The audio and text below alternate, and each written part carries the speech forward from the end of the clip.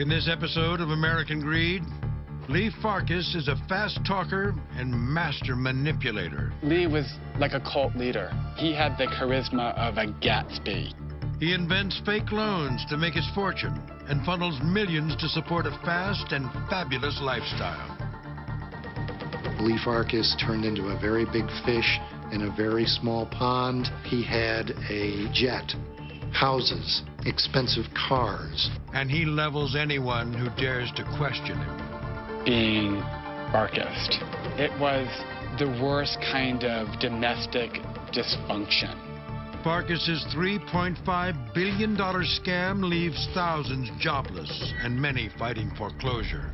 You're wondering, why am I getting a foreclosure notice? We've been making payments. His lies lead to one of the largest bank failures in American history. It's not a crime to be greedy. It is a crime to steal money from people. That's what happened here.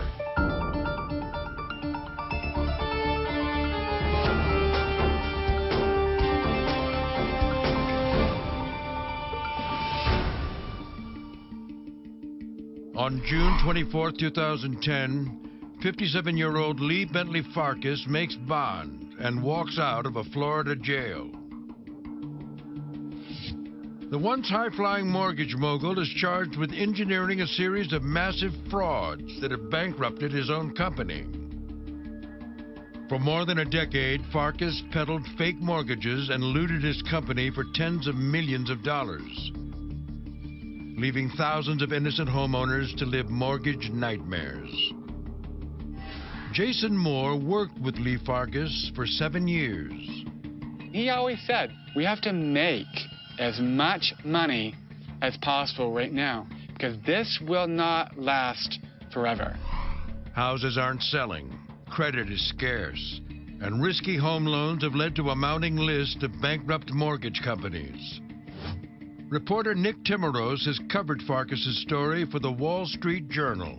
He was on trial because he stole from a bank, he stole from investors. He did things that were so blatantly wrong. You cross a red line at a certain point. Charged with 16 counts of wire, banking, and securities fraud, Farkas faces a sentence of up to 385 years. Lee Farkas's story begins in Albuquerque, New Mexico. His sister, Terry Huber, remembers a responsible brother consumed with being respected and successful. He was very smart as a child and always talking about business. When his father dies, Farkas drops out of college and at 21 takes a crack at running the family insurance company. He didn't think school was that important, and he felt he had to come back and take over my dad's business. The family business flounders. It seems insurance isn't young Lee's forte. In the late 70s, Farkas sells the business and goes in search of his fortune. Farkas kind of rambled from place to place. It wasn't really clear what his great ambition was going to be in life. By the mid-1980s, Farkas lands in Ocala, Florida, a sleepy town speckled with horse farms. Gerald Ergel is the former mayor of Ocala. Ocala is known as the horse capital of the world. The people here are some of the nicest, most congenial people that you'll ever meet. In largely evangelical, conservative Ocala, Lee lives as an openly gay man. But residents seem kind and trusting to this businessman. He knew that there was a really large senior population who were looking to build their dream homes. Farkas thinks it's the perfect place to make a killing. He launches a construction company with his life partner Coda Robertson backing the money. At first it did pretty well, but he started to clash with old Ocalians, the old guard here. And he was the new kid in town. He was different, he was bold, he was gay, and didn't fit the typical mold. In sunny Ocala, residents accuse Farkas of shady business practices. Farkas soon finds he's running a failing business. Again. In late 1989, the company folds. He racked up a ton of bills. He had judgments against him left and right. He was known as a crook. But Farkas is about to find his calling. In 1991, he snaps up a little mortgage company called Taylor, Bean and Whitaker, or TBW, for $75,000. He was flat broke. He actually got the money to buy the company from his partner's mother. Farkas has no formal training in finance, but he's now running his own mortgage company. In a good month, the business closes 40 loans, but Farkas thinks he can do better. He could leverage his quick talking skills, his ability to think quickly on his feet. By the late 90s, the U.S. housing market is growing rapidly, and so is the internet. He was like a financial prophet. He predicted the whole mortgage industry was about to be broken wide open because of the internet. And he understood that those who mastered technology would be ahead of the curve when it came to originating loans. You're selling people on loan products. Farkas had that, and he was able to make a very successful business out of it. Farkas's salesmanship kicks into high gear. He expands TBW, opening 12 branches in 5 states. It was then that Farkas meets 28-year-old Cambridge University graduate Jason Moore at a Florida barbecue and hires him to spearhead internet innovations. He offered me a 6-figure salary like he was handing me a pencil. I wasn't looking for a job, I wasn't qualified, but I took it. By December 2000, TBW is processing more than 6,000 mortgages a year. And Farkas is acquiring a taste for the finer things in life. He stockpiles classic cars, a '65 Shelby Cobra, a Model A Woody, a handful of investment homes and party pads from Key West to Maine. He also invests heavily in his adopted hometown, scooping up real estate and converting dilapidated buildings into TBW offices. Locals welcome him as a vital employer. Lee's goal was to make Taylor, Bean & Whitaker the largest mortgage company in the world. The jobs that they created here, that was a huge asset. In the early 2000s, the housing market in the United States explodes. Taylor, Bean & Whitaker grew and grew and grew because this was a great time to be in the business. These were the go-go years of consumer mortgage lending. Credit is cheap, regulations are loose, and Lee Farkas is finally successful and respected. He said, you know what? Now is my time. I see an industry that I can sink my teeth into, and I'm going for it. TBW is independent, a fact Farkas is fiercely proud of. They would originate mortgages. They would get loans from other people, from banks and from other credit facilities. They would take those loans and sell them to other investors. But being independent, TBW lacks the financial resources of big commercial banks and can't hold large amounts of loans on the books. Taylor, Bean & Whitaker wasn't a bank, so they relied on short-term funding. To secure TBW's loan money, Farkas decides to rely on Colonial Bank, one of the largest banks in the Southeast. An old financial acquaintance, Kathy Kissick, is vice president at Colonial's Orlando-based mortgage lending division. Farkas's former defense attorney, Bruce Rogo, knows the history between Kissick and Farkas. Lee became the biggest customer of that division at Colonial Bank. And so he would call upon her to fund mortgages.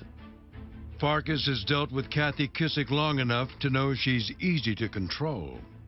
With Colonial's support, TBW becomes one of the fastest growing mortgage companies in America. It left many individuals wondering, how could something happen so quickly? Up next on American Greed, Lee Farkas is manufacturing loans and shifting funds to pump up TBW's profits. It was a combination of hubris and insanity that left most of us shocked.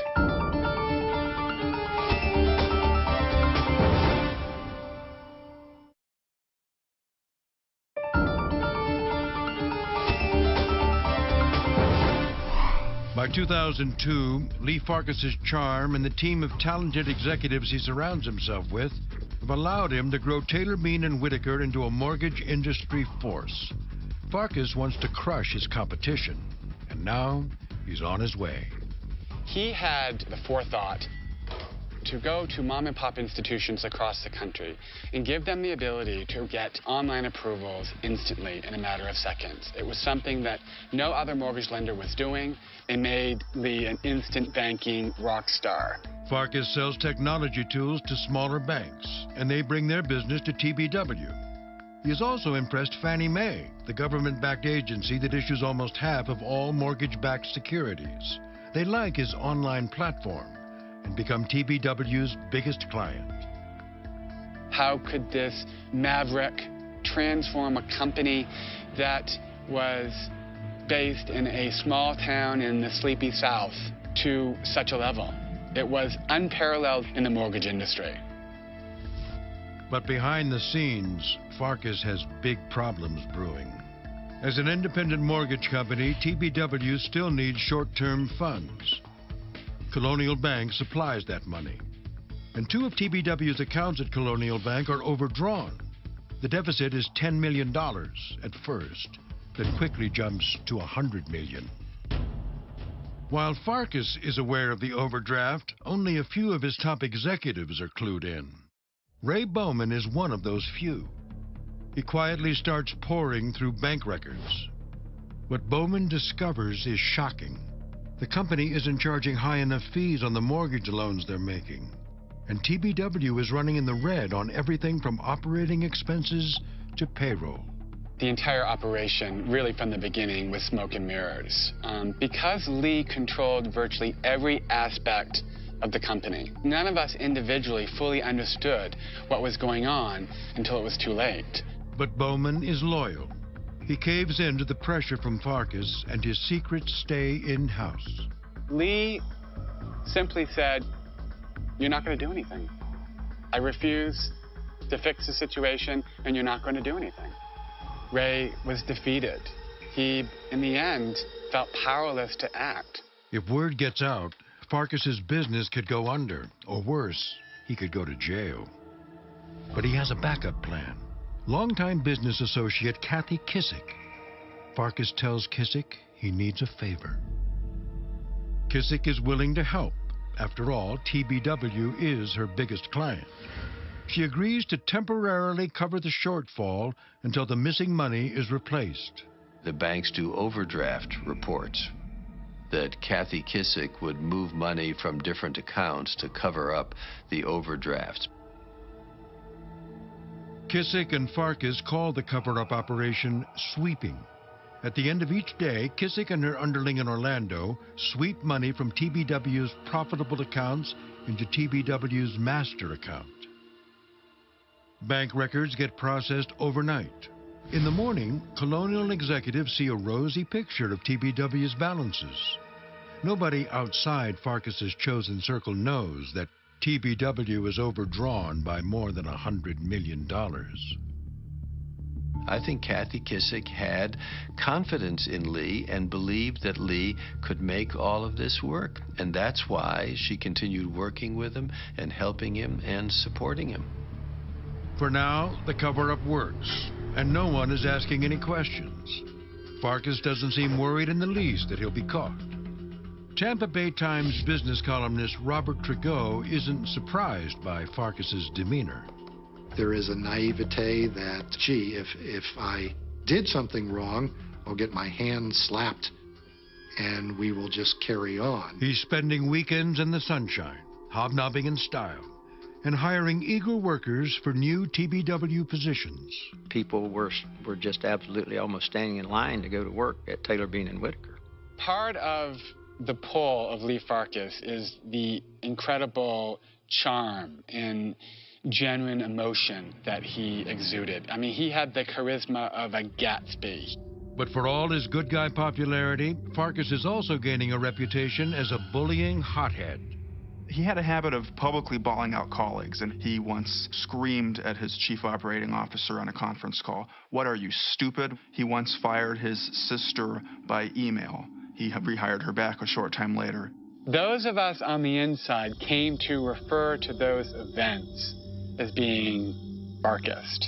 It was a type of abuse that could only be described as the worst kind of domestic dysfunction. In 2002, it seems Farkas's troubles are multiplying.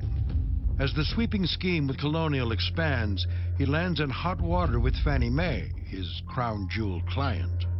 Fannie Mae discovered that some of the loans that were coming to them were not up to snuff and in some cases completely bogus. TBW's manufactured loans are clearly illegal. But Farkas has a talent for smooth talking his way out of trouble. He tells Fannie Mae that subordinates placed loans that were never meant to be sold into groups that were sent to Fannie. It's all been just a big mistake. Fannie Mae, the largest buyer of mortgages in the U.S., says, we're not going to buy mortgages from you anymore. And that's usually a scarlet letter. Fannie Mae cuts ties with TBW. Fortunately for Farkas, they do it quietly. The problem was they didn't tell anybody else about it. The result was Taylor Bean shifted gears and went to other government-sponsored enterprises and essentially continued their bogus operation with the stamp of approval of these government entities for many years. I negotiated a very smooth transition between Fannie Mae and Freddie Mac. I had to publicly state things that I knew not to be true. And in Lee's eyes, he saw that as a point of strength. For their silence and loyalty, Farkas makes Jason Moore his chief operating officer, and he promotes Ray Bowman to president. From that point onward, he operated with a sense of unbridled power.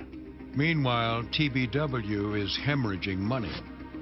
The sweeping scheme has become too time-consuming and risky. So by the end of 2003, Kathy Kissick comes up with a new plan. She calls it Plan B. She and Colonial underlings move TBW's debt into a special account called Colby to secretly signify fake loans. Kathy would say, send me more mortgages. And Lee would say to his people, find mortgages that you can send there.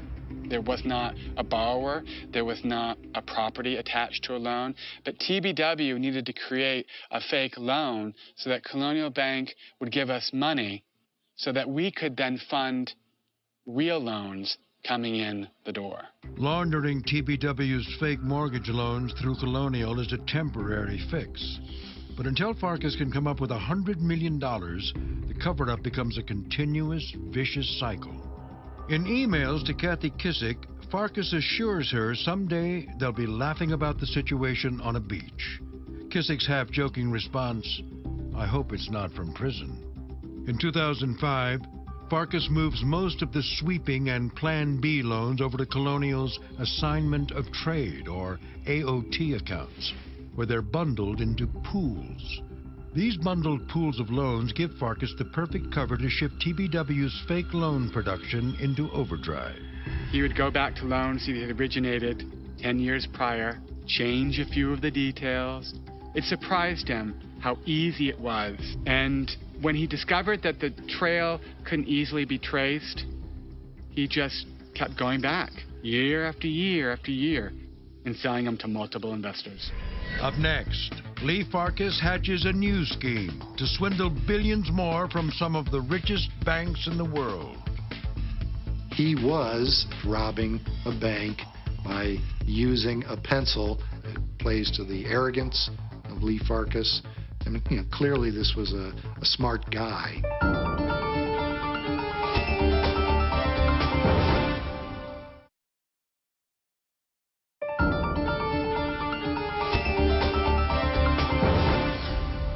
In 2005, Colonial Bank executive Kathy Kissick is getting nervous. She has been inventing or shuffling worthless mortgages to help Lee Farkas hide his losses for more than 2 years. Now, more than anything, Kissick desperately wants out. If the fraud is uncovered, Kissick could lose her job or face jail time. But Farkas's unpredictable mind games are powerful. Kissick can't stand up for herself long enough or loud enough to stop the bleeding. Lee Farkas would make people cry. The way that he dealt with Kathy, yelling at her one day, trying to be nice to her the next day, to try to get her to keep his business afloat, even if it was through, illegal methods. The stakes are high for Farkas. On the books, TBW's profits are soaring. But huge operating expenses and undercharging for mortgages are burying the company in debt.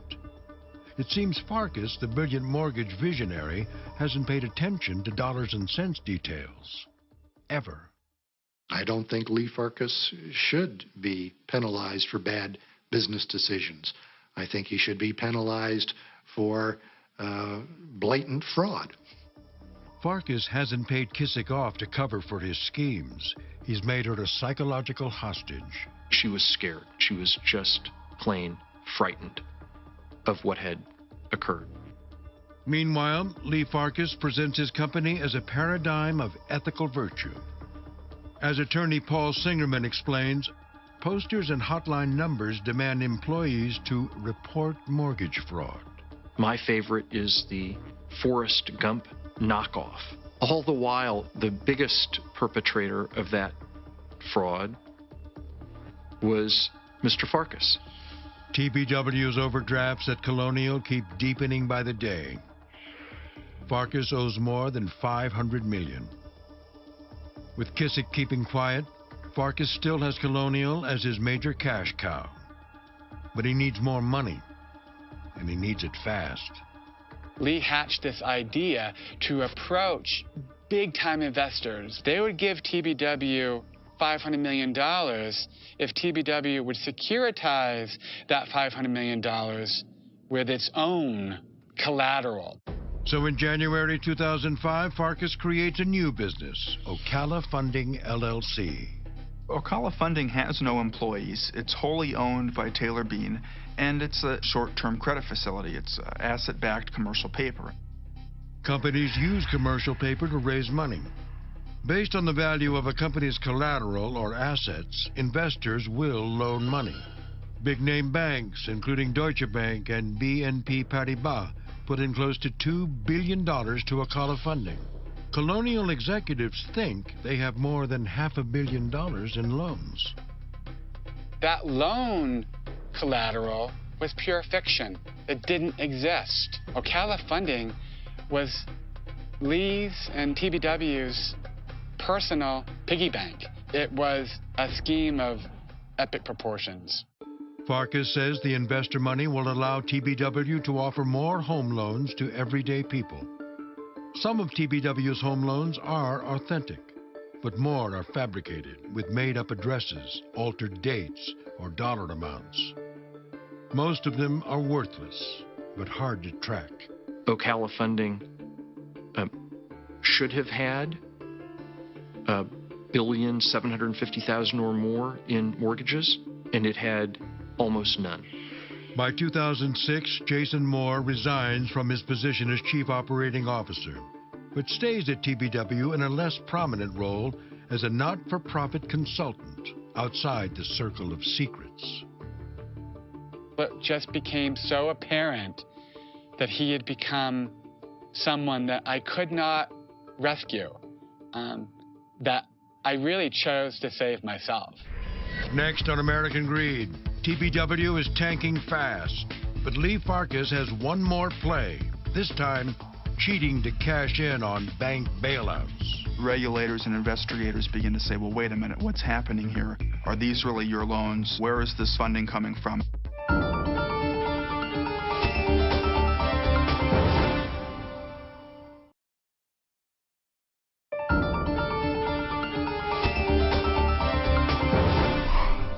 In 2006, Taylor, Bean & Whitaker is one of America's busiest mortgage lenders. The company has expanded to more than 24 branches in 12 states.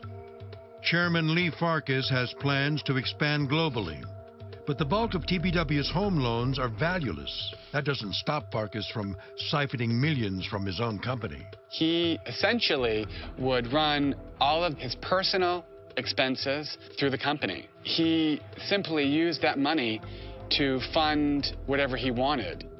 Jason Moore can't take the fraud or Farkas's lies any longer.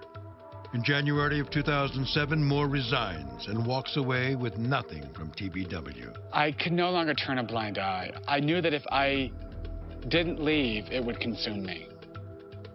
By 2007, housing sales are drying up and prices are plummeting. Yet even with ominous signs of a tanking economy, TBW seems immune. The company employs more than 2,500 from coast to coast. And in 2008, Farkas expands into shining new corporate headquarters, built for $26 million. When somebody walks into this building, the first thing they always say is, wow, this is an amazing building. It was really a showpiece, something the community was proud of. Tracy Dush and her two children, Richard and Emily, all land jobs with TBW. And like most employees, they are impressed with the luxurious new office space, complete with onyx walls, a gourmet executive dining room, millions in wall decor, and a palatial entryway with gel-infused floors. I loved going to work every day. I worked with great people. My kids would tell you the same thing. It felt like family. We were making good money. It was stressful. You know, it was very high demand, very high pressure. But like I said, we had a lot of fun. As executive chef assistant, Emily Dush witnesses firsthand how Farkas spares no expense. We would get caviar. It was like $150 for a jar. That was tiny. I got to cook the pumpkin swordfish, del sol, ox, eel, duck, and that was how it was every day. In Ocala, Farkas earns a reputation as a philanthropist, donating millions to local causes. He had a heart for doing things for the community. Marion Theater was a prime example. Farkas stepped in, $1.23 million put into the theater and brought it back to its original state. The problem is the gifts being made were other people's money, innocent people's money, not Mr. Farkas's money. Farkas has masterfully kept his crimes at TBW clandestine, but the reality of his business is about to come to light. In early 2009, Colonial Bank is reeling from bad investments and the collapse of the housing market. But there's a lifeline. The bank could score $533 million from the government's Troubled Asset Relief Program, or TARP. The Florida housing market was a serious mess. Colonial began to suffer. Financially, it needed to raise capital. If Colonial goes under, TBW is dead in the water. Everything is going to come to light. If TBW goes under, they're going to blow the whistle on Colonial Bank. They're in bed together in a much deeper way than they had been in the past. Colonial goes to the Treasury and says, we'd like to sign up for TARP, please. And Treasury says, first you need to raise $300 million on your own. They want to see that Colonial can make it before the government's going to put in even more money. Farkas sets the wheels in motion for yet another con. Lee's reputation as an escape artist preceded him all his life. He had escaped out of one sticky situation after another. Farkas pledges to raise $150 million for Colonial and to help get the rest, even though his own company is drowning. If he could inject or appear to inject hundreds of million dollars into Colonial Bank, this would buy time. Lee Farkas claims that he has different investors that are part of this $300 million investment. And Lee Farkas has to fool people into thinking that they've actually raised the money. As part of the TARP vetting process, Colonial also has to open its books to government regulators. It should be routine, but right away, TARP agents can tell something is off, way off. The majority of Colonial's mortgage lending is devoted only to one company, Taylor, Bean, and Whitaker. And TBW's accountant, Deloitte & Touche, who has given TBW glowing audit reports since 2002, suddenly won't sign off on its latest reports. Investigators sift through thousands of documents, piecing together a complicated web of deceit. The trail leads to Colonial Bank employees and Kathy Kissick. All lines led back to TBW loans. There was no way of concealing what had happened. When American greed returns, the feds have Lee Farkas right where they want him, and he has no idea. It's only going to be a matter of time before they figure things out. I don't think so.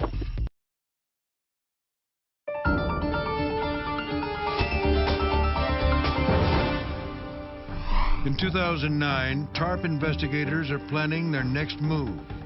They know Lee Farkas' attempt to transfer millions to Colonial Bank is a reckless last-ditch effort to get $553 million more in TARP bailout funds. His falsified transactions are computer-generated and easily traceable. Once it was eventually discovered that the $300 million was bogus money, that disqualified Colonial Bank to receive a federal bailout. The government rejects Colonial Bank's request for TARP money. Like any expert showman knows, appearances are everything. Farkas may be panicked, but he doubles down on his spending. His Ocala home, like his office, is one of the finest in town. It was big and gorgeous. I mean, the minute you drove up and met the gate, you knew it was going to be like you were on MTV Cribs. He has a seaplane, a $28 million corporate jet with a private hangar, and is expanding his empire outside of the mortgage world. Lee dumped countless millions into a local gym here in Ocala, several high-end restaurants. His outside investments were worth in excess of $20 million. And those funds were taken from corporate funds. And he has developed a penchant for carousing. He opened a string of gay bars in Atlanta. He very quickly became known as the gay entrepreneur. To those who've known him for years, Farkas's exploits in and beyond the boardroom are becoming alarmingly reckless. He left his partner of 35 years for someone much younger. He even bought a very famous strip club in Atlanta. Many of the strippers were then hired by TBW to work as account executives. Observers find his wild swings even more disturbing than the unpredictable Farkas of old. It was almost as if Lee was telling them, I'm in control of this situation. There was a parallel between his personal life and the kinds of schemes that he was hatching professionally. He felt that he was untouchable. Farkas is making millions at TBW and tapping millions more. Yet the revenue stream is all ill-gotten gains from fake loans and cooked books. Farkas looted to the extent of tens of millions of dollars. TARP investigators, who began with a routine inquiry, find more evidence of wire and securities fraud by the day. They ask their FBI partners to turn up the heat. By the summer of 2009, the feds have convinced several of Farkas's cohorts to flip and become FBI informants. With home and cell phone lines tapped, agents listen into a phone call between Farkas and TBW's Ocala funding president, Desiree Brown. How are you? I'm a mess. I got home last night and there's business cards from FBI agents on my door. You're not obligated to talk to them. It's only going to be a matter of time before they figure things out. I don't think so. If anybody took the time to look through the emails, they would eventually figure it out, Lee. On August 3rd, federal agents raid Colonial Bank's Orlando office and Taylor, Bean and Whitaker headquarters. It's the beginning of the end. 2 days after the raid, Tracy Dush and more than 2,000 other TBW employees are greeted with a mass email. It said, basically, due to circumstances beyond our control, this is going to be your last day. We're shutting down permanently. I'm telling you, people were crying. They were distraught. We had literally that afternoon, this was 2 o'clock, to get our stuff packed and leave. TBW files for bankruptcy on August 24th. 1 day later, Colonial Bank, with $26 billion in assets, goes under. It's the 6th largest bank failure in U.S. history. The FDIC steps in to pick up the pieces. Back in Ocala, grim reality replaces shock. TBW had a huge presence in our community, and the day that the Fed shut it down, it felt like a gut punch. It had tremendous ripple effects. Everyone in Ocala knows someone out of work because of Lee Farkas. In the Dush family, Tracy and her 2 children go into survival mode. All of a sudden, 3 of us are out of work, and money gets tight really quick. We were already in a bad economy. Florida was one of the worst states in the United States at that time, so it was out of the frying pan into the fire, People would go, "Is there anything I can do for you?" "Yeah, you can pray." "I don't know if I'm going to have food tomorrow. I need something, a small job, a babysitting gig. I'll clean your house." Anything. TBW's fallout has left a wake of foreclosure nightmares for homeowners around the country. We still get calls fairly often from people who took out a mortgage, and that mortgage ended up at Taylor Bean and was somehow eventually packaged up and into securities. They have no idea what is the status of their mortgage. Like Sandy Smith in Stephenville, Texas, who is fighting to keep the 4-bedroom home she bought in 2007.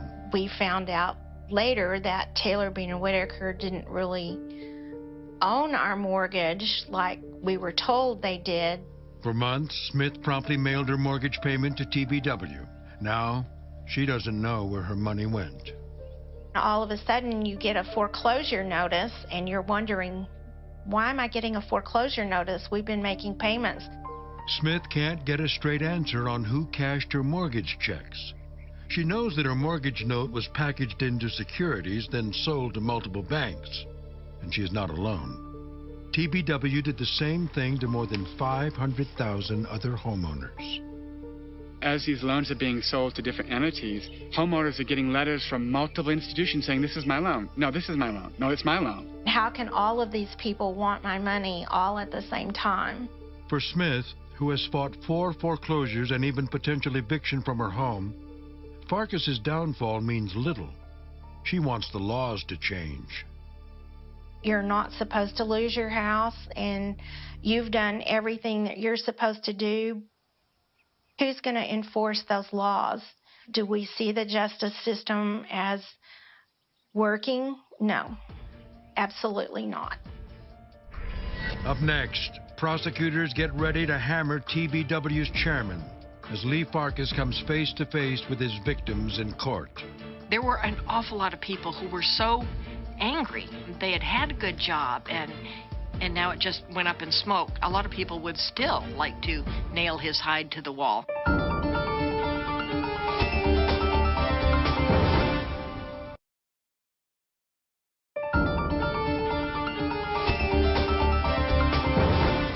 On June 15, 2010, federal prosecutors in Alexandria, Virginia, indict Lee Farkas after building their case for more than a year.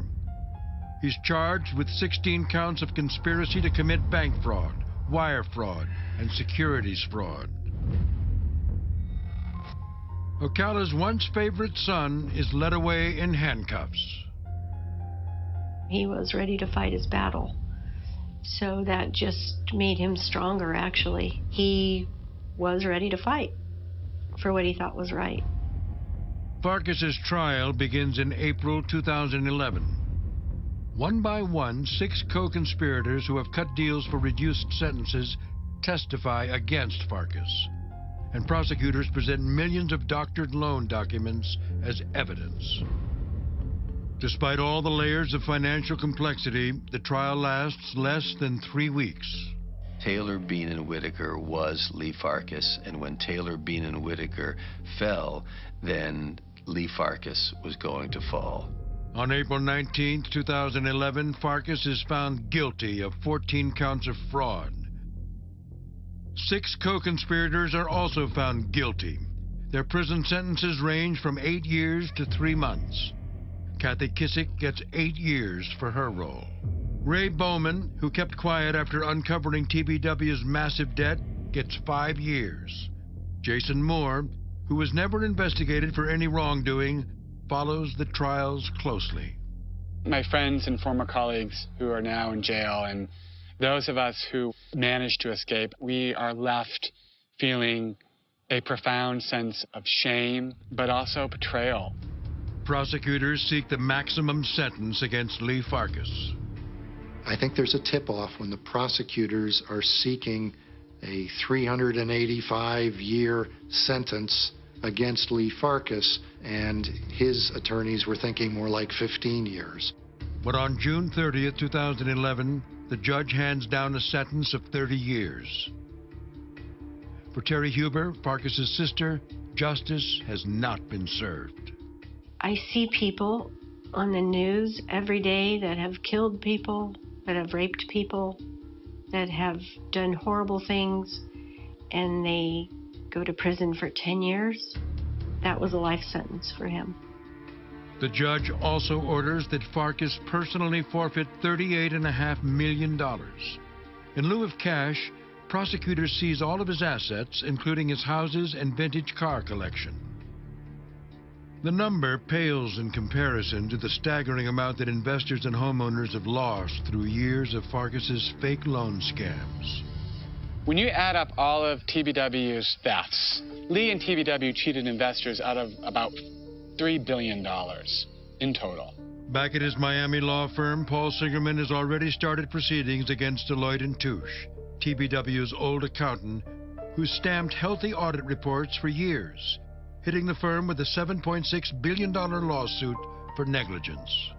Had Deloitte & Touche done what it agreed to do, which was to detect fraud, this could have ended years earlier than it did.